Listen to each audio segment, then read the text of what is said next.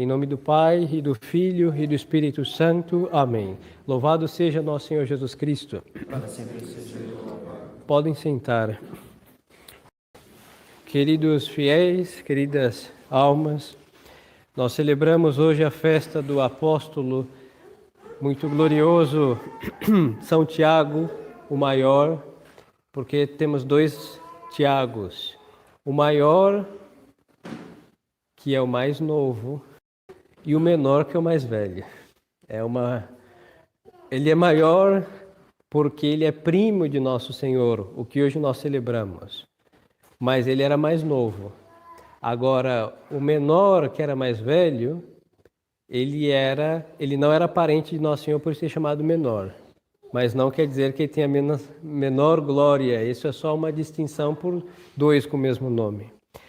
O menor nós celebramos no dia 1º de maio e o maior nós celebramos hoje. O maior está junto com São Felipe e hoje está somente São Tiago Maior. O menor está junto com São Felipe e hoje somente São Tiago Maior, mas também a festa do Senhor São Cristóvão, que é o protetor dos motoristas. Assim que vamos pedir que ele dirija o nosso sermão também, para que não tenha acidentes por aí, mas que proteja todos que estão nas estradas e nos ares, Nossa Senhora do Loreto, assim que todos viajam nos mares, a Senhora dos Navegantes, e assim estamos protegidos por todos os lados, graças a Deus nosso Senhor. E também hoje é dia dos 14 santos auxiliares, esquecidos, e que nós temos tanta necessidade dos 14, de todos, mas os 14 são protetores de coisas particulares, peculiares, muito venerados na Idade Média, que também foram abandonados pela ignorância e pela impiedade, e vamos honrá-los também nas nossas orações e súplicas. São Tiago, ele era parente de Nosso Senhor por via materna. A mãe de São Tiago, ela era irmã da Senhora Santa Ana. E é muito interessante, então ele era sobrinho neto da Senhora Santa Ana, e a sua festa se celebra um dia antes da Senhora, sua tia-avó, não? Ele sofreu martírio, mas as suas relíquias foram lá na Espanha, por isso aí em Compostela tem esse nome por causa das suas relíquias. Suas relíquias foram levadas à Espanha e elas ficaram por um bom tempo sepultadas, ignoradas, esquecidas, ninguém sabia onde estava. Até que um dia o céu ficou extremamente estrelado, por isso chama Compostela, o campo estrelado. E apreciar aquele lugar, e justamente embaixo de onde todos estavam olhando para o céu estavam as relíquias do glorioso São Tiago, onde foram encontradas, e ali foi feita a basílica que hoje se encontra, e que toda a Idade Média a cristandade inteira ia a Compostela venerar as relíquias de São Tiago. E na Espanha temos muitas intervenções de São Tiago, principalmente como o Mata-Mouros, porque aquela península, em realidade, foi flagelada pelos muçulmanos por 800 anos aproximadamente.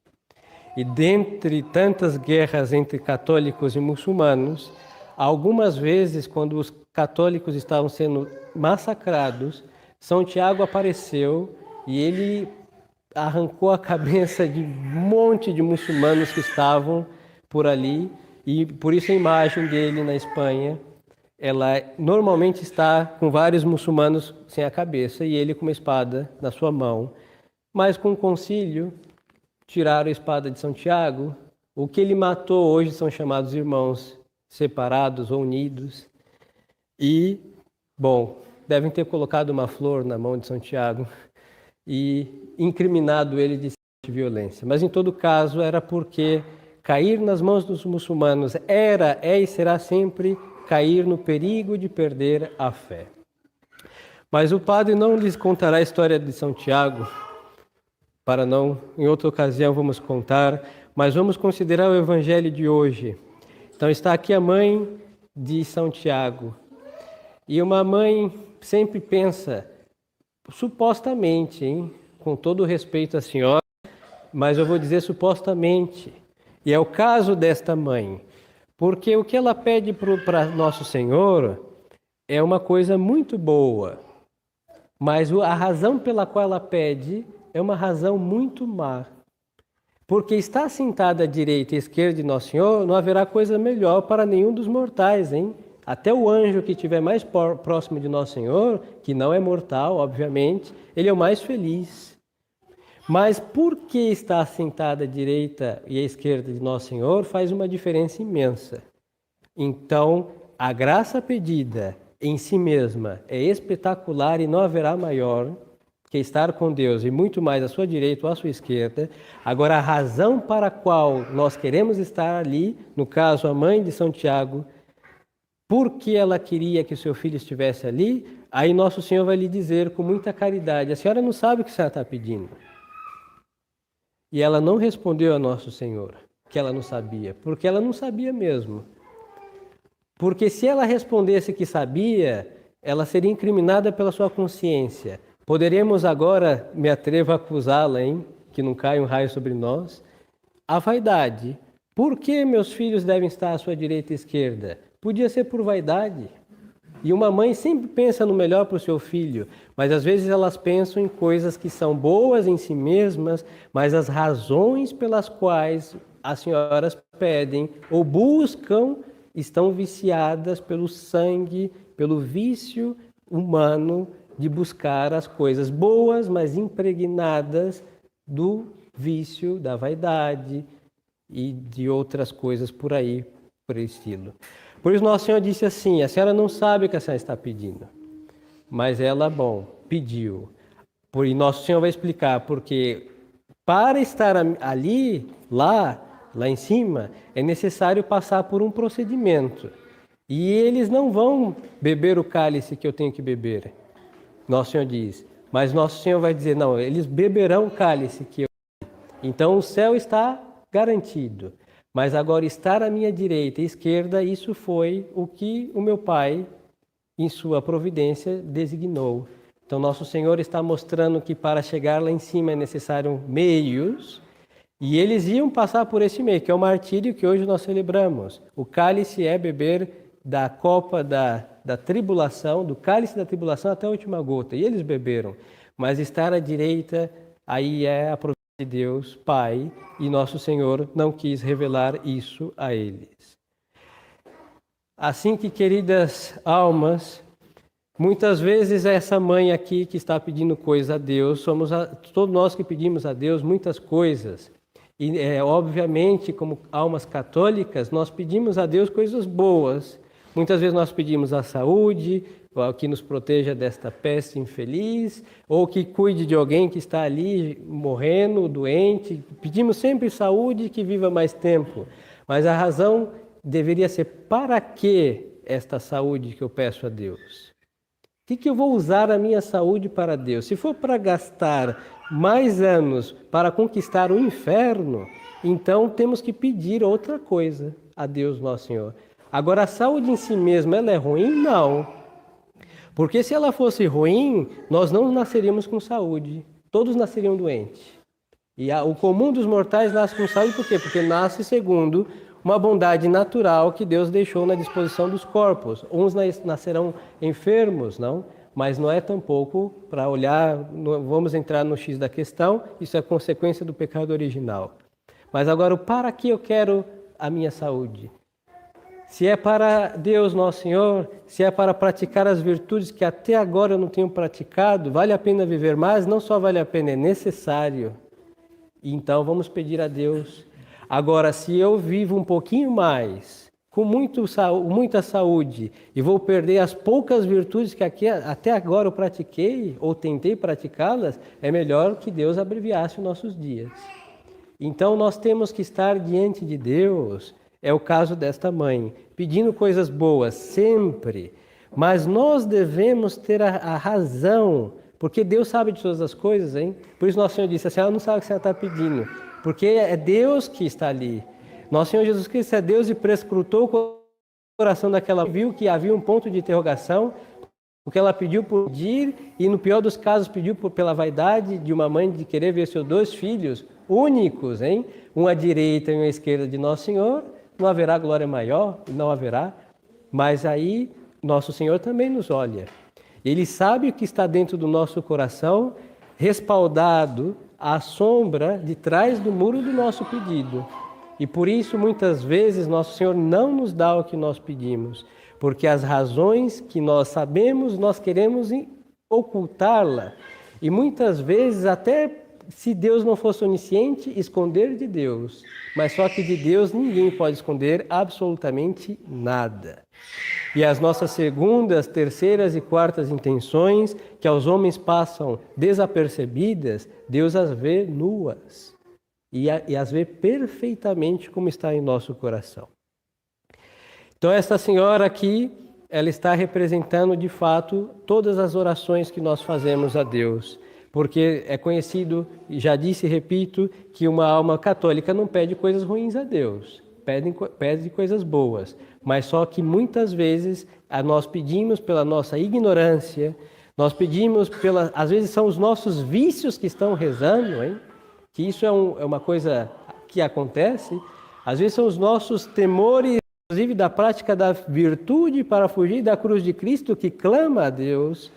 E não é esta oração que deve ser a oração de uma alma fiel, deve ser o que a alma fiel, sem nenhum temor, que busca na sua oração a Deus somente, e os meios que são difíceis de se empregar, e sabe que são difíceis, mas são possíveis, e diante de uma dificuldade, clama a Deus Nosso Senhor e pede ajuda. Até nisso aqui me detenho um pouco, nós devemos ter cuidado, porque muitas vezes nós sabemos de tudo que acontece na nossa alma e a nossa oração fica restrita, às vezes parece que estamos dando informação a Deus, hein? Esta mãe, se ela tivesse obrado com simplicidade de alma, ela saberia que todos aqueles que forem fiéis ao chamado de Nosso Senhor terá parte do seu reino. Então ela não deveria ter pedido em si mesmo para seus filhos estarem à direita e à esquerda. Porque Nosso Senhor prometeu, ele disse que aqueles que renunciaram às coisas e o seguiam, teriam 12 tronos para julgar as 12 tribos de Israel.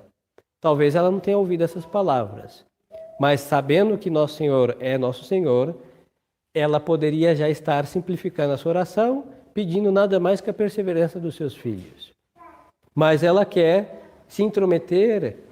Vamos respeitar a sua memória, porque ela é santa também, é perigoso mexer com santos. Mas é o que acontece com a alma fiel, hein? Muitas vezes nós queremos nos intrometer nos planos de Deus, Nosso Senhor, dizendo para que Deus faça tal coisa, porque é melhor para nós, nos planos que nós traçamos para nós. E Deus não é um servidor dos nossos planos, hein?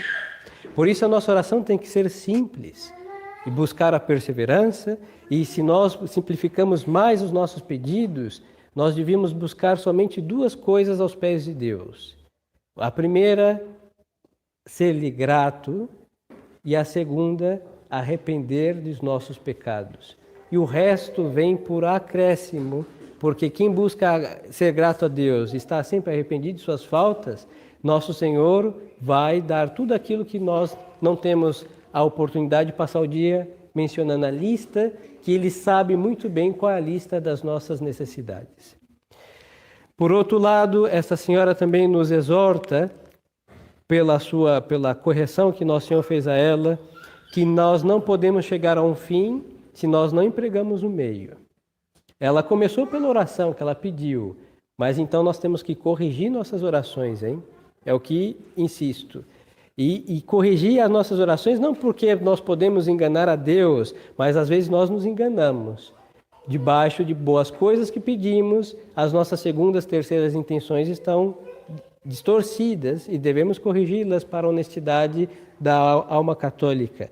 E por outro, não fugir dos meios. A oração é onipotente, a oração é eficazíssima, a oração é infalível, mas ela não substitui os meios que Deus deixou para chegar até Ele. A começar que ela é o primeiro meio de chegar a Deus, a oração.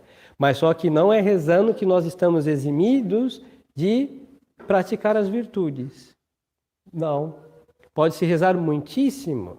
Se pode passar o dia inteiro rezando, mas se não pratica as virtudes, enquanto as boas obras, está em dívida com Deus. Ah, eu vou pagar a minha dívida de falta de caridade rezando? Não. Vou pagar a minha dívida de falta de caridade sendo caridoso. Dívida de falta de paciência rezando? Não. Eu vou pagar a minha dívida de falta de paciência me exercitando nessa virtude. E assim é com a castidade, com a fortaleza e com a temperança e todas as outras virtudes. Porque nós colocamos, às vezes, a custa das orações, como se ela substituísse as boas obras que nós devemos fazer e não queremos. Porque, mesmo pela inclinação de muitos à piedade, não estão excluídos de praticar as virtudes. Por isso Nosso Senhor disse, eles devem beber do cálice, ou seja, eles vão ter que seguir-me, devem ser fiéis até o fim e ainda vão ter que morrer por mim, e aí sim eles estarão no reino de Deus. E esses são os meios. E não só a estes dois, mas a todos os que ali estão. Ninguém chegou no céu sem boas obras. Ninguém. Ninguém chegou ao céu de mãos vazias, porque de mãos vazias não se entra no paraíso. Impossível. Até aquela criancinha que morreu batizada, ela vai chegar com boas obras de nosso Senhor Jesus Cristo. Porque Nosso Senhor vai pedir a elas o quê? O que elas puderam, que foi o quê? A caridade de alguém que jogou água na cabeça delas, em nome da Santíssima Trindade. E isso foi uma boa obra que ela foi enriquecida. Mas chegar nu e de mãos vazias, ninguém chega no paraíso nessa situação. Então é a veste da graça e com as mãos cheias de boas obras, que são a prática das virtudes. E aí, queridas almas, estar à direita ou à esquerda não deve ser nossa preocupação, porque sabemos que qualquer canto do reino dos céus é um lugar extremamente prazeroso, do qual não haverá semelhante. Então, esta avareza espiritual desta mãe deve ser corrigida por nossa simplicidade de alma, mas devemos buscar o reino dos céus, porque ela foi avara, sim, mas buscando o melhor. Por isso ela tem o seu louvor. Mas agora nossa mesquinhez católica, que é a católica, faz com que muitas vezes nem desejamos o reino dos céus.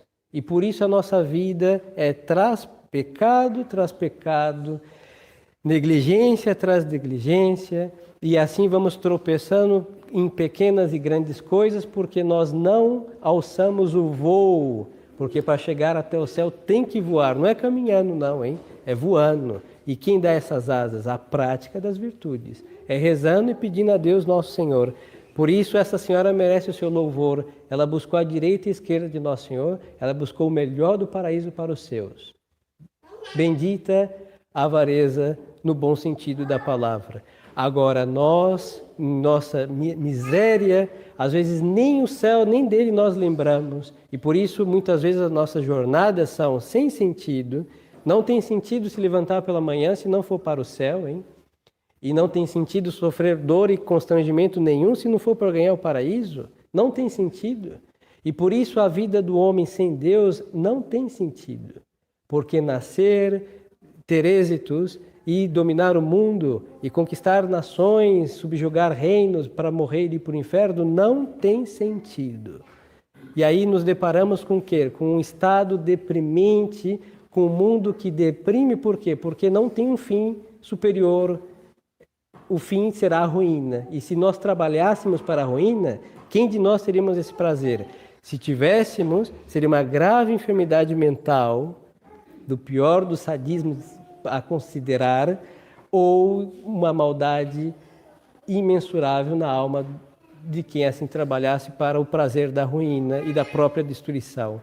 E para uma pessoa normal, tudo isso, para terminar na ruína, não tem sentido.